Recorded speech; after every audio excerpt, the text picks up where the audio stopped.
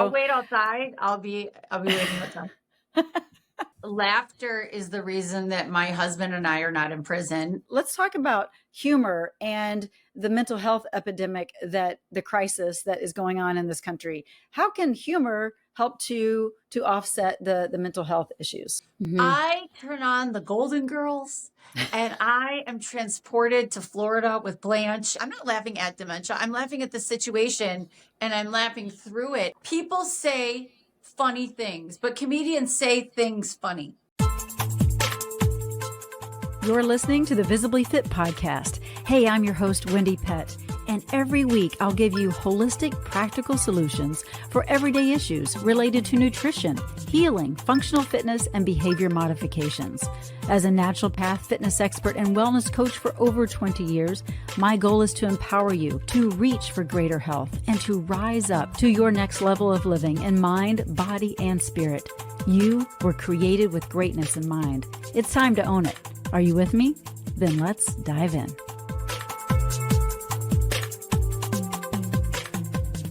Hello and welcome to the Visibly Fit podcast. I'm your host, Wendie Pett. Do you find that you take life a little too seriously? I know I do sometimes. And really, laughter and a cheerful heart is like good medicine, right? That's what Proverbs tells us. And so why do we take life so seriously sometimes? I don't know.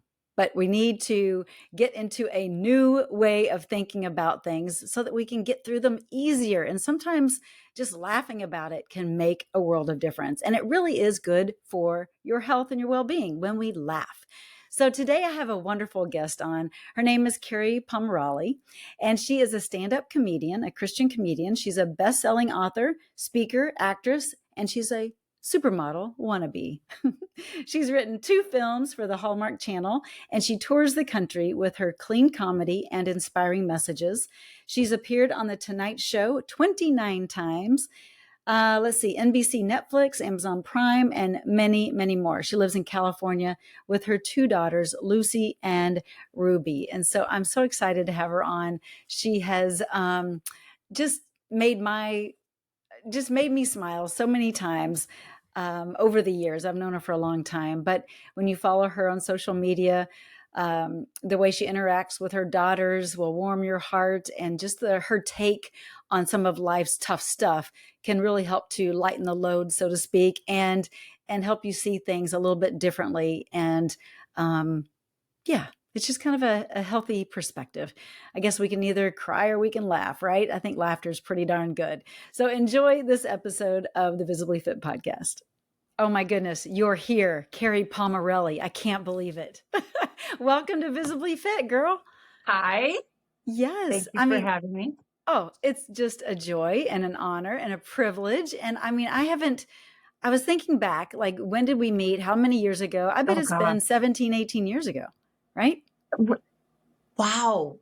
Really? Yeah. I haven't done comedy. Flies. Really? Oh, really? Was it like, because I started comedy in 2006-ish. So was it maybe around the 2010, 11, 12? Was I that new to the game? Maybe I was. It was fresh. Yeah, I think so. I was so bright-eyed and bushy-tailed back then. You still are. And we had so much fun. We were at a couple of different events speaking at the same place. And so anyway, it's just so fun to connect with you again after all these years. Thank you, Wendie. You are an inspiration on so many levels.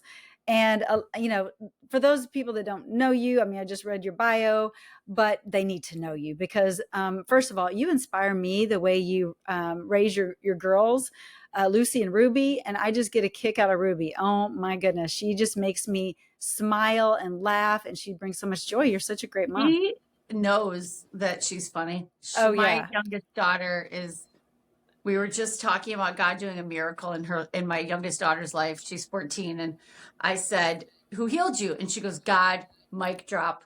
Like, that's just, I'm like, what are you? Miracle, mic drop. I'm like, true. But both of my parents are stand-up comedians, if you want to know a little bit about me. So my ex-husband is a stand-up comedian who's in my house right now and all the time. But they're genetically predispositioned to be funny gals. Okay, so you still live with your ex-husband? No, I meant he's in my house taking care of my kids right now. Oh, actually, my hey, 17-year-old, my 17-year-old is down there with her boyfriend, and so we take shifts on surprising them in the kitchen. Good girl. We do like marching around. They're only allowed in like public spots, but you never know. So we just like pop in there every 4 minutes. That's so he's hilarious. probably doing that right now. And my youngest daughter, is doing a workout with our neighbor because my youngest daughter, like me, we don't have the predisposition to work out. We're more like conscientious objectors. Like she got a B in gym class. I was like, how do you get a B? And they're like, when we would run the mile, Ruby would hide in the bushes until the finish line and then just like finish with the other kids. Or she would fake an asthma attack, which she does not have asthma. So she's being creative.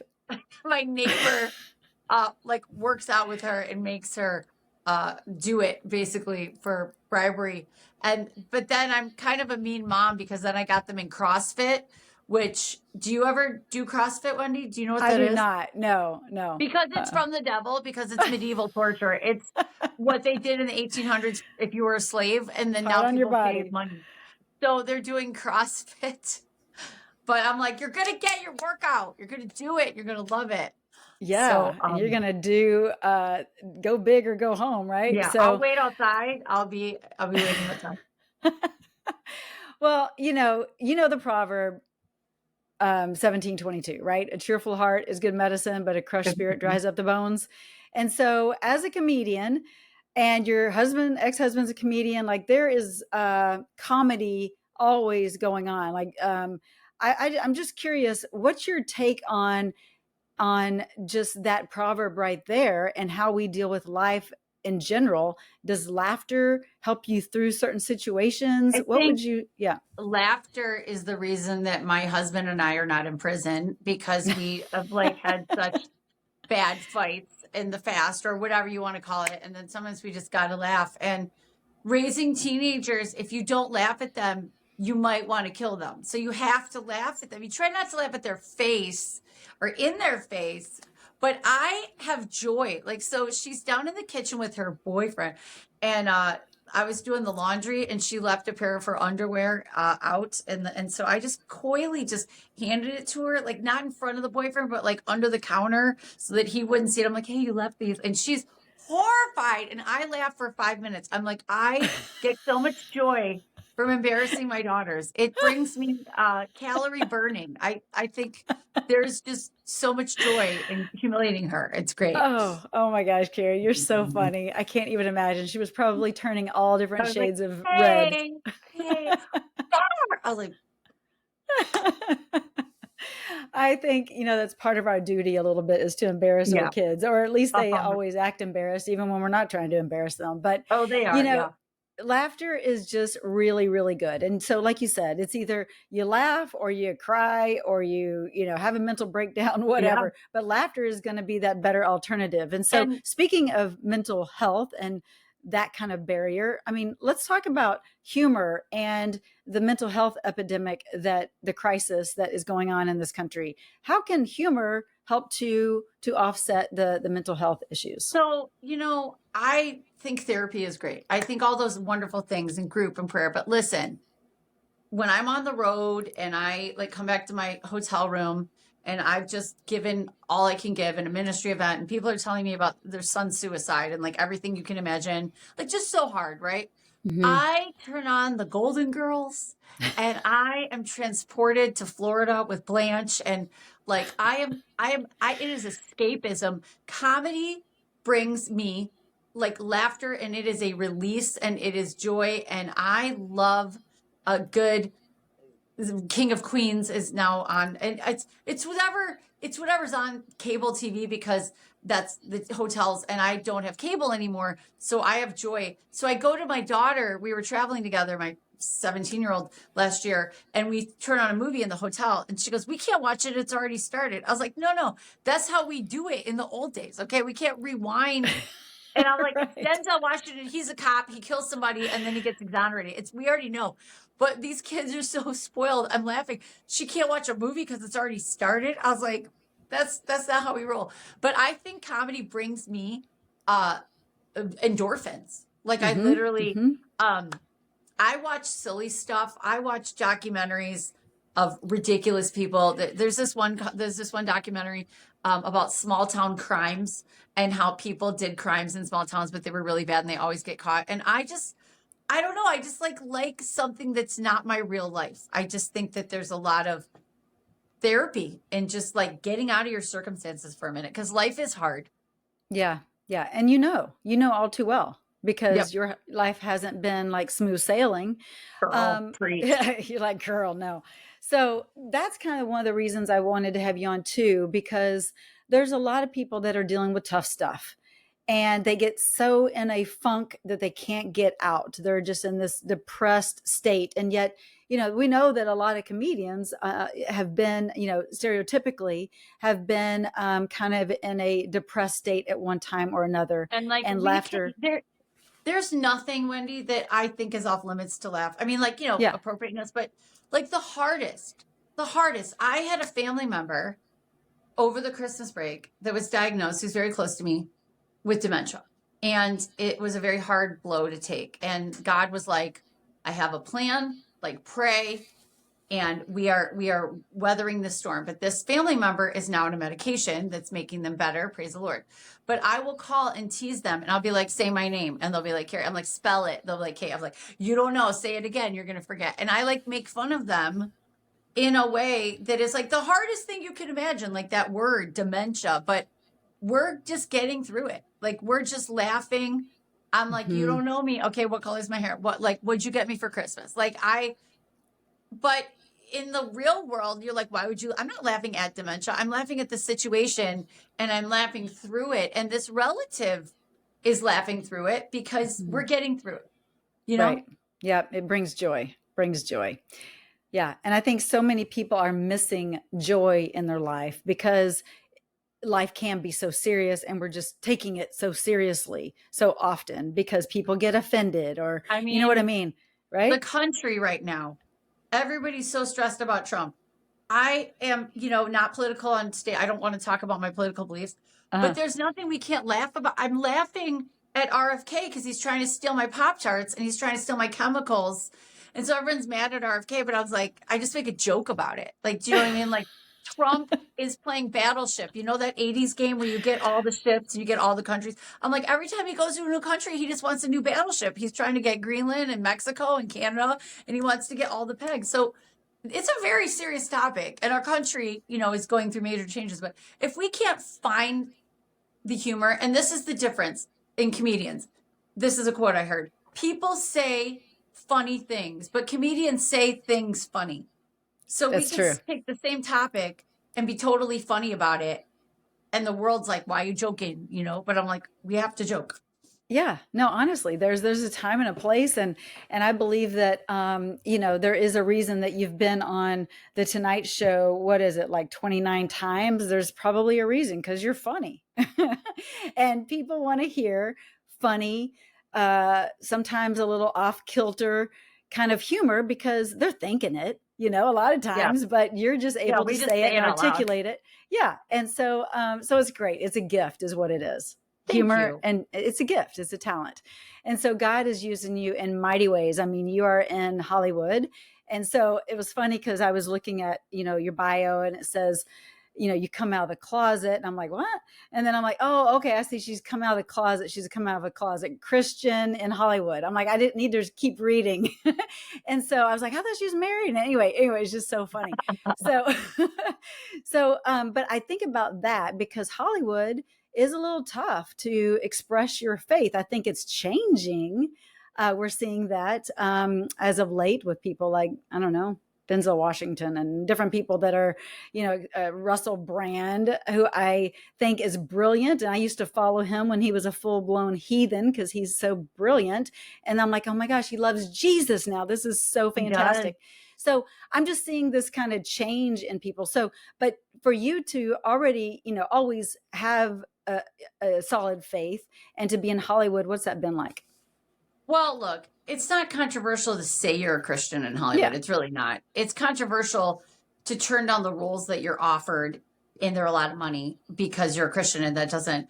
align with your values. There's a lot of professing Christians and a lot, Yeah. but they're doing things on screen that are inappropriate. They're saying things on screen. They're saying things on social media. And then when I say, hey, why'd you do that? Like to try to have some accountability, that person's like, it gets ratings or whatever. And I'm just like, it irks me so bad. But then I just go, all right, stay in your lane, Kerri, stay in your lane.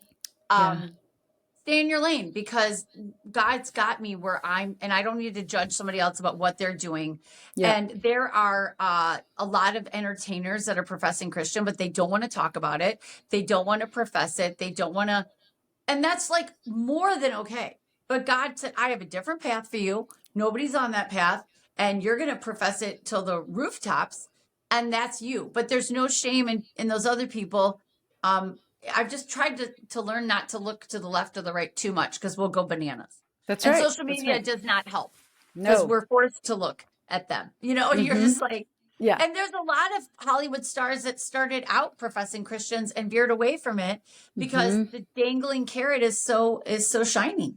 Just the deception. And yeah, you're right. Just the real. lure of, it is real. But it's not just in Hollywood. It's everywhere that happens, right? It's success. It's money. Yeah. It's fame. It's climbing up a ladder to say, I want more likes on a YouTube channel. It reminds me of Solomon. It's all meaningless. Like at the end of the day, it's just all meaningless. But if I can lay my head down at night and go, okay, God, I'm on your team and I'm playing for you and I did what you wanted me to do today, then we're okay. Amen. That's it. And the way that you are being a solid example to your girls, that's huge. Try. I know you're not perfect. You're pretty close. I say that to them all the time. I'm like, at least I'm making a difference. And sometimes I complain about things because I'm getting to be a cranky old lady. Like, I don't like the restaurants that don't have waiters. Okay. I don't like the restaurants when there's no waiters and you have to order on a computer. And I'm like, jobs are being lost. Jobs are being lost. And they're like, Mom, calm down. Calm down. It doesn't affect us. I'm like, it affects your future. At least you're going to know that I'm cared, So they're just like, oh gosh, Mom, we're in Walmart. Stop complaining about the self-checkout. But so, I think maybe a lot of our parenting is hindsight. They'll look back and go, oh yeah. My mom it's just mine. Yeah, well, and it's the era that we were brought up in, right? Like Gen X, baby. Gen X. Yeah, right. So things are totally different in their eyes and what they're seeing, and we're like, oh my gosh, that's so cray cray. Like, we wouldn't even say cray cray. They would, but would you agree with me that like kids today, their generation is really taught not to make a stir. They don't want to offend, and I think we have to raise them different. We have to be like, look, you don't need to complain about the waiters, but you need to speak up if you're asked to morally compromise yourself. And as I like to say, we get them boot camp for 18 years and then we send them off into the jungle. And so I keep telling her, I'm like, in 2 more years, like I will not be in your ear. Maybe I will, because we'll be roommates at college. But like right now, you'll be under her I've bed. got your ear. Hiding in the closet. I think my kids and I laugh so hard because I'm so blunt with them. Maybe it's because I'm a single mom or maybe because I'm Gen X, but I just do not sugarcoat things. And they're like, Mom, I'm so embarrassed. I'm like, well, that's the truth. And my mother never told me. So I'm telling you. Yeah. So, you can't trust teenage boys. And they're just like, Mom, shut up. But we laugh about it a lot. Yeah, well, one of these days, and they probably already do secretly, but one of these days they will thank you because you did tell them the hard stuff and warn them and just educate them and not just, oh, they'll figure it out. Well, no, they won't. No, they may figure it out, but it's going to be the hard way and it's going to be a lot of suffering. So just tell them ahead of time and then they get to make the free will choice, right? Yeah. So, okay. Well, let's talk a little bit about if you're cool with it, just some of maybe the struggles that you have gone through and just how your humor has helped you cope through the stress. I mean, I know that my scripture verse is Philippians 4:13. I can do all things through Christ who strengthens me, and all means all, and so I've been in those moments where, because we all have them, but I lean on that scripture verse. Do you have a scripture verse that you lean on, or how has your humor gotten you through some of the stuff too? My life verse ever since my daughter was born 14 years ago, and was really sick and we didn't know how great she would be now, was Psalm 103, for I died for your sins and I've healed all your diseases, all your diseases. And when I'm about to go on the road and I have a literally a backache, I've had kidney stones, I've had sicknesses, I've had surgeries, and I'm like, okay, God, you have healed all my diseases. I need to be in Tennessee in 3 days. So we're going to roll. Like, we have to roll through this. And I have had so much healing, and it can be healing from a relationship or healing from a situation, but I have leaned on his supernatural power more times. I mean, I've just been food poisoning and I have to go on stage like within 12 hours. Recently that happened.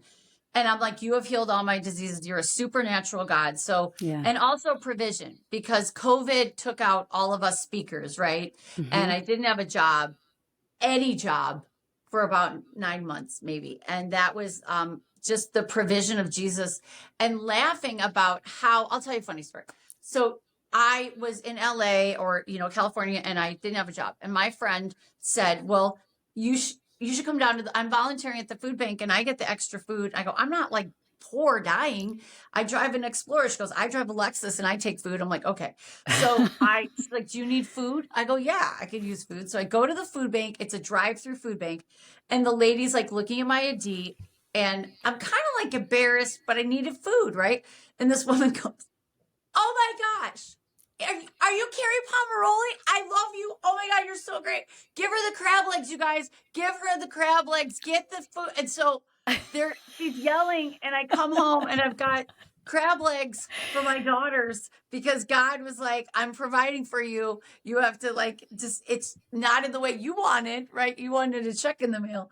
Girl, favor at the food bank. I love favor at the food bank. So get the crab legs, I was like, okay, yes, I'll take that leftover cake. Let's go. So, I mean, God is providing in weird ways. And I just would have to laugh about when I'm going through something horrible, like the worst circumstances. Sometimes I go, this is totally going to be some testimony. Even with my family members' dementia, God was like, you will take the stage and you will talk about this. So we have to think forward. What is the testimony going to look like when we get through it? Yeah, that's it. And how your comedy about serious situations can help others through their tough moments, right? Maybe they will go to the food bank because they will want to get crab legs. I can't know it. There's going to be a longer line at the food bank. Yeah, but I mean, it's like humbling. We look, Wendie, you and I, people see us and it looks shiny, right? And we're up on stage, we're doing what we do. And then they don't know that like every one of us is exactly the same. Every one of us is exactly the same. We have needs. These Hollywood people that have lost their houses. Yes. Oh, devastating. Like they have money to rebuild. Yes. But they are now maybe in a place where they need God. Like they're like, God, money, it's biblical. What is happening? It is biblical. It's like, you can't take it with you. Yeah. You can't take it with you. That's so right. What are they going to do? And what they're not showing on the news is like a lot of the prayer circles in LA, a lot of the worship things that are happening, a lot of the goodness, comedy moment. J-Lo is donating clothes from her closet. And I just would want to be in that donation line to get J-Lo's like red carpet dresses when my house just burned out. I would be selling those on eBay so fast. I'd be like, girl, yeah, seriously. Give me the gown. She really is. She's giving clothes from her closet. Like J-Lo, I'll take it all and I'll sell it on eBay. Oh, it's really fascinating when you think about it. But hey, maybe she is doing it as a business. Like maybe she knows that people will sell it and make money. For sure. Well, I would think so. I mean, if they're wise. She's like, hey, do you want this thong? Like, I don't know what she's giving them. I don't. Right. I just heard she's giving clothes. So. But like, the Hollywood Prayer Network there, you're probably pretty involved with them, right? Is a good friend of mine. Yeah. Karen. So I'm sure you guys are praying up the area, praying up the people. Yeah. I mean, it takes a village of prayer warriors.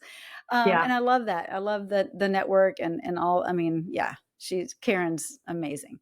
So I love that you're a part of that group.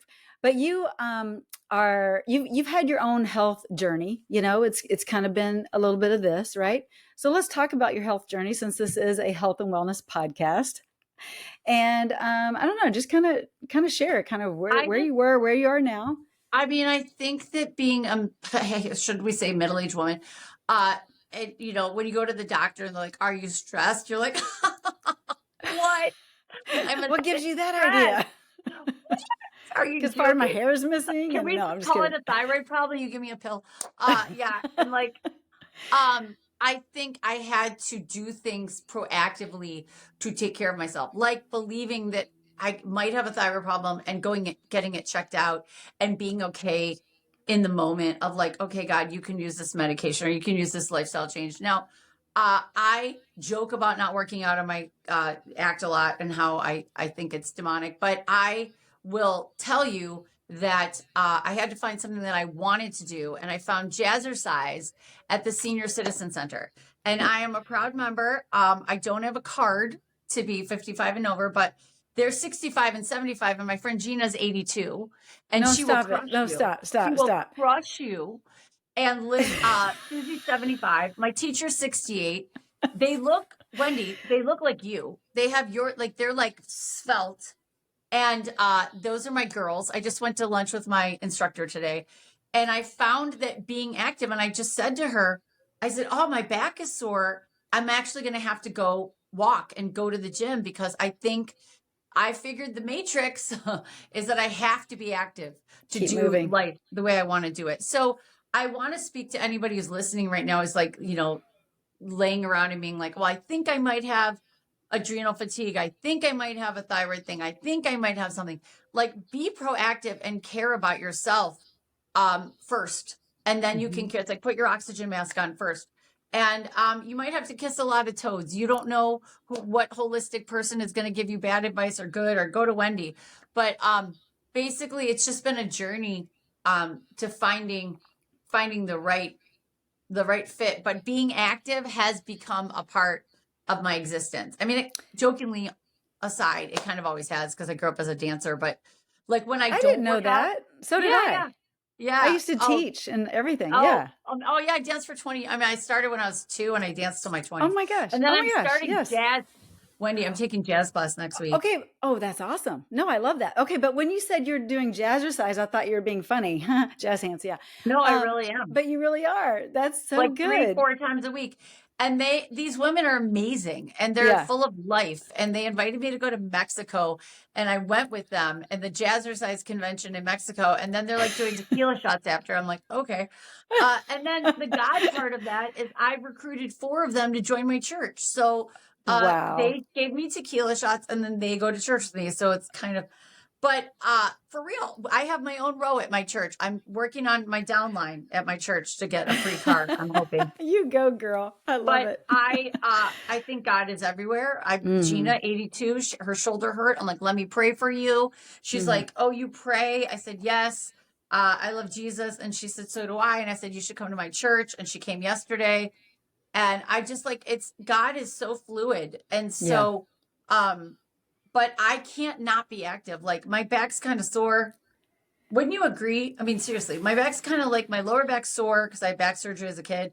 And I'm like, I think I'm going to go walk on the treadmill for 45 minutes. I think I'm just going to go keep it moving. Yeah, it's really true. If you don't use it, you lose it. I mean, you've got to stay moving and even just, just the movements of the joints, getting that synovial fluid going. It's almost like the Tin Man with the oil can, Well, it's like we have to get them. Yeah. These women at 68 and 70 have bodies that I would like now. And they've got, 20 years on me. So I whatever they're doing, I want that. They do jazzercise. I think they do it like 5 times a week. I think they do it every morning and then they are crazy and they go for a bike ride. Like they're nuts. But I honestly didn't know that there were still jazzercise classes. That is exciting. It's a cult. And we hate Zumba. Apparently they don't like the Zumba people. There's a whole thing. There's a thing. But my teacher looks like she's about 45. Yeah, she's beautiful. Well, there is something, of course, to moving your body and moving it, every day. So whether it's walking or jazzercise or visibly fit exercises or whatever you're doing, just do it and be consistent with it. So you look really amazing, by the way. You've gone through, this transformation with your weight because I've seen you in the past and where you are now. You notice? Girl, I noticed. Yes, I was so proud of you. I'm like, look at Kerri. She's rocking it. What Ozempic can... No, just kidding. But no, I work so hard. And then it was funny. I went to lunch today with Eileen. And I said, look, I'm wearing these small pants and it takes a year to lose that weight and 4 days to gain it back. So I like had to wear the small, like when you get the tighter clothes after losing the weight, keep wearing them. It is a harsh reminder. Like, don't put them away and put your other clothes back. Like, I made myself wear them today, and I ordered like an acai, and she got an omelet with the crab and hollandaise. And she's like, I feel bad. I was like, no, I got to fit in these pants. Like, this is legit. So, I worked really hard. You don't want the muffin top with the tight pants. And then I think there's a lot of women like us, Wendie, that are small your whole life. And then just at one point, you're 10 pounds. And then for me, it was 20. And then I'm 5'2". And then it was 25. And you got to stop hanging around with the enabler friends. And the enabler friends are like, here, try this.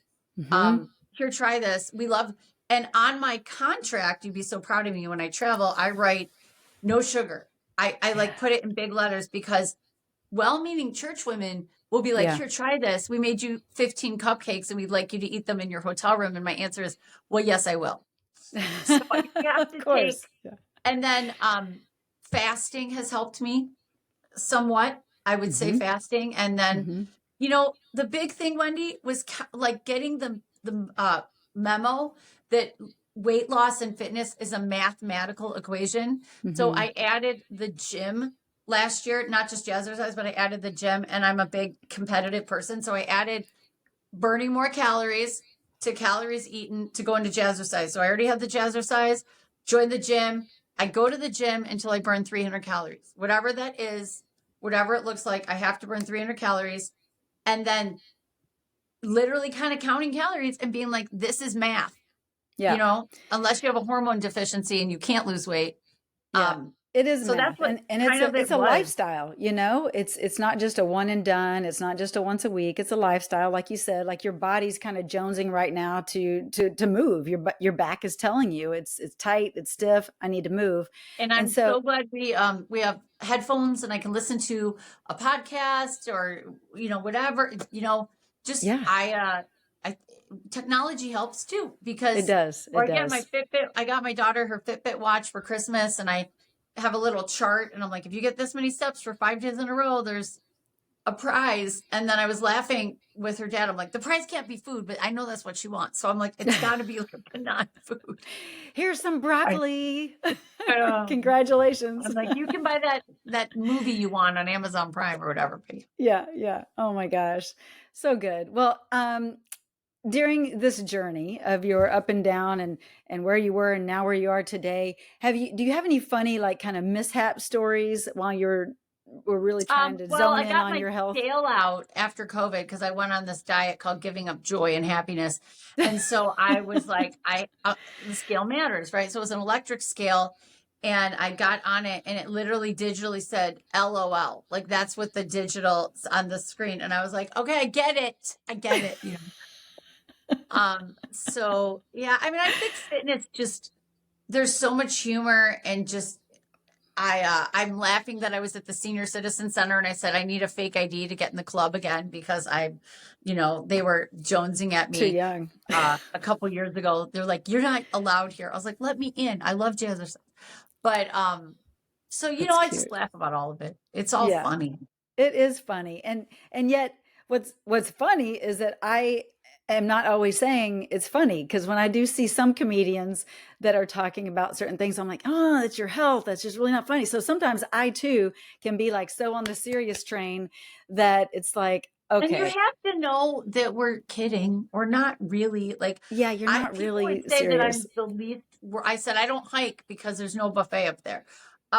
You know, I mean, I will say there are certain things I don't ever want to do again. Like, I got in one of those kayaky things, and I got in the middle of a river. My fitness friend left me. She went to another city. I don't know where she paddled to. And I was in this river alone in Tahoe, and I felt like Tom Hanks in Castaway. And I was like only 4 feet from the shore, but I just couldn't get back to the shore. And I just kept singing My Heart Will Go On from Titanic. And there was like 4-year-olds playing around me, but I couldn't tell them that I was too like weak to get back in the current, because the current was like blowing me, you know? So, and then she's like, wasn't that great? I was like, not so great, Constance. Like, we're never ever doing that again. She's like, wasn't it? I was like, you left me.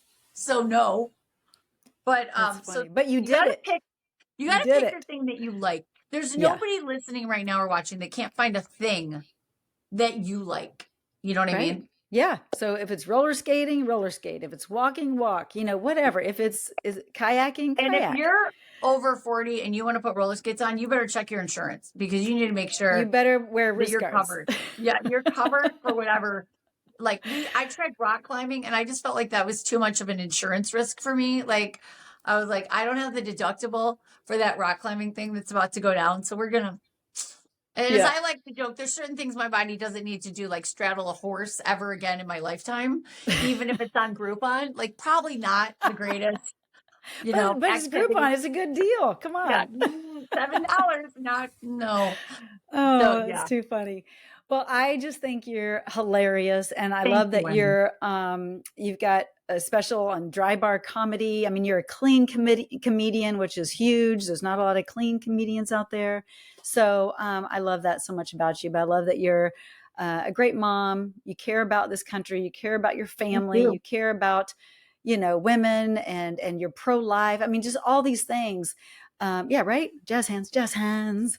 Big day today, So big day today for America. Yes. that's right. It's a big day as we're recording this. Huge day for America. So I'm excited about that. But thanks for coming on, and thanks for sharing your heart and just about comedy. I mean, it's really one of those things that it does make you healthier because you are releasing positive endorphins, and your serotonin levels are increasing because of the those positive endorphins that are being released as well. And yeah, it just makes you happier and more joyful, and you get through tough stuff easier. So as we close this out, which I would just love to just chit chat with you for another half hour, but I know you got like a life. So anyway, what would you want to share with my audience that maybe has kind of been on your heart and your mind, and something they can kind of take with them as we close out that has been meaningful to I you think lately? like when I meet women on the road and they're like, "Oh, I appreciate your tenacity and you prayed for this thing for all these years." And they're like, "I stopped. I stopped believing for my miracle. I stopped believing for Mm, my marriage to get saved." And I said, "Well, God didn't. Like God never stopped for you." that's good. So the train always was moving. Always, always, always was moving. You never got off that train. God has been carrying you and maybe he's just like, "Okay, it's time for you to help drive again." But if God is excited to partner with you in 2025 and he never stopped partnering with you, he's just asking you to wake up and acknowledge that you can do your part now and there's no shame that you took a break. Amen. I love it. I love it. All right. So there's the message right there. So where can people find you? KerriPomarolli.com Well, I or spend too much time on social media, but Instagram, Kerri Pom, KerriPom, and kerripom.com. And I'm just going all over God's good creation. I mean, so many states. Yes, so many states. So come find amazing. me or invite me to come hang out We with you. will hunt you down. Yes, we will come find you. Thank you so much for being on the podcast. I adore you, and keep on being the positive influence that you are, and keep making us laugh. Yeah. Bless you.